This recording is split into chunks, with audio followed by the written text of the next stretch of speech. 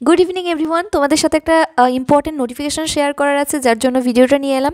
ভিডিওটা খুব ছোটোর মধ্যেই বলছি, একটু মন দিয়ে শুনে নাও। তো তোমরা যারা আলিপুরদুয়ারে অ্যাপ্লাই করেছিলে এই মেমো নাম্বারটার আন্ডারে একবার দেখে নাও, DH&FWS-APD 2023-24 983, ডেট হচ্ছে 25/1/2023, অর্থাৎ জানুয়ারিতে 25 তারিখে এই নোটিফিকেশানটা বেরিয়েছিল এবং তোমরা অ্যাপ্লাই করেছিলে। তো সেই রকম মানে সেই নোটিশটার আন্ডারে ওরা একটা শর্ট লিস্টেড ক্যান্ডিডেটের লিস্ট বের করেছে। ঠিক আছে, দেখো এখানে 46টা ক্যান্ডিডেটের লিস্ট দেওয়া আছে। এখানে লাস্ট হচ্ছে 46টা ক্যান্ডিডেটের লিস্ট আছে। তো এদেরকে ডকুমেন্ট ভেরিফিকেশনের জন্য ডেকেছে। দেখো কি লিখেছে, দেখো এটা হচ্ছে document verification for the post of laboratory technician BPHU under 15th finance health grant to be held as per schedule given below. তো এই যে ল্যাবরেটরি টেকনিশিয়ানের জন্য যারা অ্যাপ্লাই করেছো এই মেমো নাম্বারের আন্ডারে, তাদেরকে এই যে ভেন্যুটা দিয়েছে, ভেন্যু হচ্ছে office of chief medical officer of health, Alipurduar, Babupara, Maya talkies road, ward number 12, pin হচ্ছে 736121। তো এই ভেন্যুতে প্রেজেন্ট থাকতে হবে কবে, দেখো এটা হচ্ছে 27 তারিখ, 27/12/2023, অর্থাৎ 21 তারিখে আমি ভিডিওটা শ্যুট করছি রাত্রে। তোমাদেরকে এটা কালকে আমি পোস্ট করে দেবো। তো তোমরা কালকেই এটা পেয়ে যাবে নোটিফিকেশানটা। তো ঝটপট করে রেডি হয়ে যেও, যা যা ডকুমেন্টস লাগবে, যা কিছু লাগবে সেটা নিয়ে। এখানে দেখো laboratory technician, name of the post, vacancy এখানে 2টো ভ্যাকেন্সি ছিল, আনরিজার্ভ একটা, OBC এর জন্য একটা।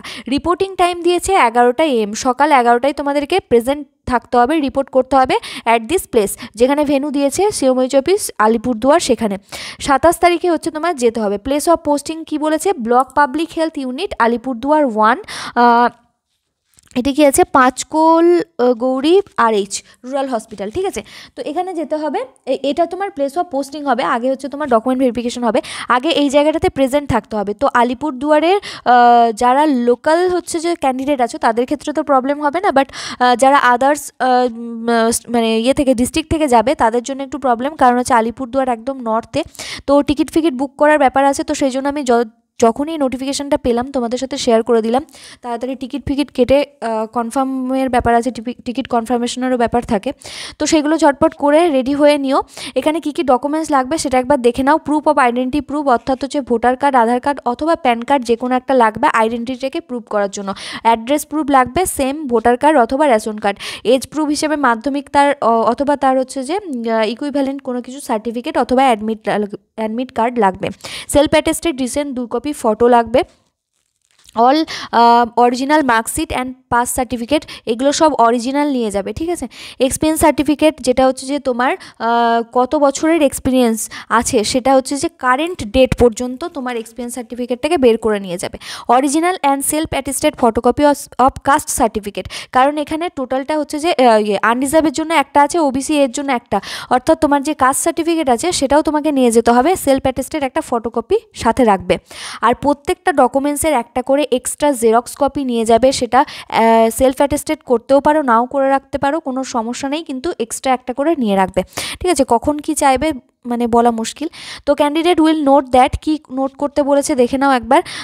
এখানে যে পয়েন্টগুলো আছে, এনি ওমিশন অথবা সাপ্রেশন ইনফরমেশন। আচ্ছা, এটা হচ্ছে যে তোমার যে কোনো স্টেটে যে কোনো স্টেপে এরা যখন সিলেকশন করবে তো তোমাকে বাদ দিতে পারে। সেটা যে ওরা রিজেকশন অথবা সিলেকশন টোটালি ডিপেন্ড করছে তাদের ডিসিশনের ওপর, তাদের হায়ার অথরিটি যেটা ডিসিশন নেবে, অথবা যে কমিটি বা যে বোর্ড আছে তারা ডিসিশন নেবে।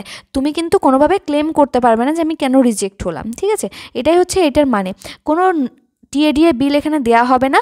আর ক্যান্ডিডেটরা রিকোয়েস্টেড টু ভিজিট, হেলথের ওয়েবসাইটে ভিজিট করতে বলছে, অথবা আলিপুরদুয়ারের যে ওয়েবসাইট আছে নিজস্ব, সেখানে যে রেগুলার আপডেট থাকে ওদের, তো সেইগুলো যে তোমার ওখানে আপলোড হতে থাকে। তো তোমার সিলেকশন হলো কি হলো না, বা যদি কোনো চেঞ্জেস থাকে, এই শিডিউলে যদি কোনো চেঞ্জেস থাকে, তাহলে সেগুলো তোমাকে নোটিফাইড করে দেবে ওই ওয়েবসাইটে থ্রু দিয়ে। ঠিক আছে, এখানে দেখো কার কার নাম আছে ক্যান্ডিডেটে, এখানে দেখে নাও একটু। অ্যাপ্লিকেন্ট নেম এখানে দেওয়া আছে মাসুম মল্লিক, সায়ন কুমার দাস, আব্দুল খালেক, শুভদীপ দে, অন্বেষা ধর, মৌমিতা ধারা, লিপিকা বেগম। এখানে ফার্স্ট লিস্টে এগুলো আছে। নয়ে আছে অন্বেষা নাগ, ঋষি কুমার রায়। এগুলো বেশিরভাগই সবই হচ্ছে আলিপুরদুয়ার, মালদা এরকম। ঠিক আছে, জলপাইগুড়ি, নর্থ বেঙ্গলেরই বেশিরভাগ দেখছি। মাধবী পাল আছে, তারপরে নন্দিনী বর্মন, শান্তনু মাহাতো, শুভ্রজ্যোতি বিশ্বাস। দেন হচ্ছে এখানে দেবজ্যোতি মজুমদার আছে, শায়েদ আনোয়ার লস্কর আছে, মনিরুল ইসলাম, মোহাম্মদ আরিফ আলী। এটা হচ্ছে উত্তর দিনাজপুর থেকে, কোচবিহার। বেশিরভাগ কোচবিহার ওই রকমই দেওয়া আছে। ঠিক আছে, সুপ্রিয়া ঘোষ, সৌম্যজিৎ সরকার আছে, আব্দুর রহিম আছে, আরিফ আহমেদ আছে, মোহাম্মদ ফারহাদ শেখ, তারপর হচ্ছে যে নীলাদ্রি মল্লিক আছে, আশরাফুল হক আছে, সুদীপ্ত সাহা, আর হচ্ছে যে এখানে কি মহসিন বানু, আর নারায়ণচন্দ্র রায়, মোহাম্মদ উকিল শেখ, সুব্রত বর্মন, আর একটা পারমিতা সাহা, আর হচ্ছে তৃষিতা কুণ্ডু। তো এইগুলো দেওয়া আছে। বেশিরভাগই দেখছি কোচবিহার অথবা নর্থের সাইড থেকে, তো তাদের ক্ষেত্রে কোনো প্রবলেম নেই। বাট যদি কেউ সাউথের দিক করে কেউ থেকে থাকে তাদের ক্ষেত্রে একটু প্রবলেম হবে যাতায়াতে, সেজন্য আগে থেকে এটা বলে দেওয়া।